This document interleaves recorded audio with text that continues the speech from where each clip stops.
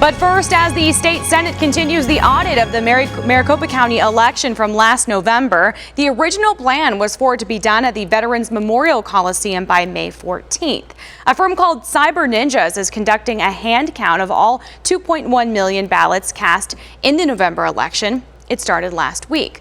Our Elliot Polikoff joins us live now with a look at why that day in May is a very important date in relation to this space. Hey, Elliot. Hey, Whitney, no matter how much progress has been made in the audit by May 14th, they're not going to be able to use the main floor of the Veterans Memorial Coliseum starting the weekend of May 15th, because that is when a lot of the graduation ceremonies for Phoenix high schools are taking place in the Coliseum. And as for what that means for the audit's deadline, well, it's still up in the air.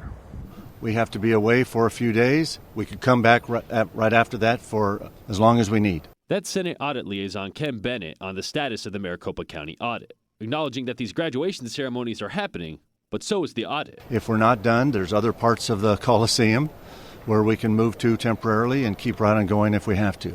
But what does that mean for the graduations? Stephanie Parra, a governing board member of the Phoenix Union School District, remains adamant that those graduating will still get the experience they're expecting, saying, quote, "Our district has a long-standing contract in place with the Coliseum for graduations, and this year we will not allow the celebration of our students' achievements to be disrupted once again.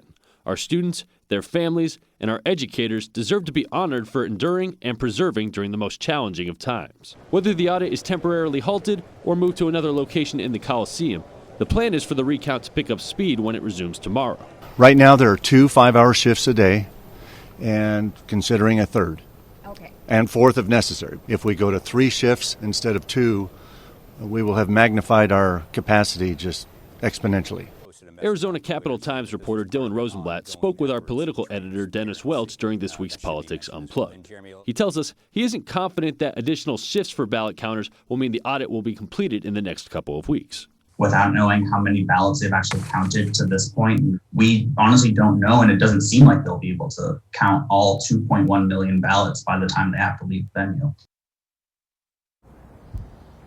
Unknown's definitely the name of the game right now. We really don't have any idea of where the audit is at in terms of the ballot recount. Haven't even gotten an estimate since last Tuesday, and we definitely don't know what's going to be happening with the audit after May 14th at this time. But for now, live in Phoenix, Elliot Polikoff, Arizona's Family.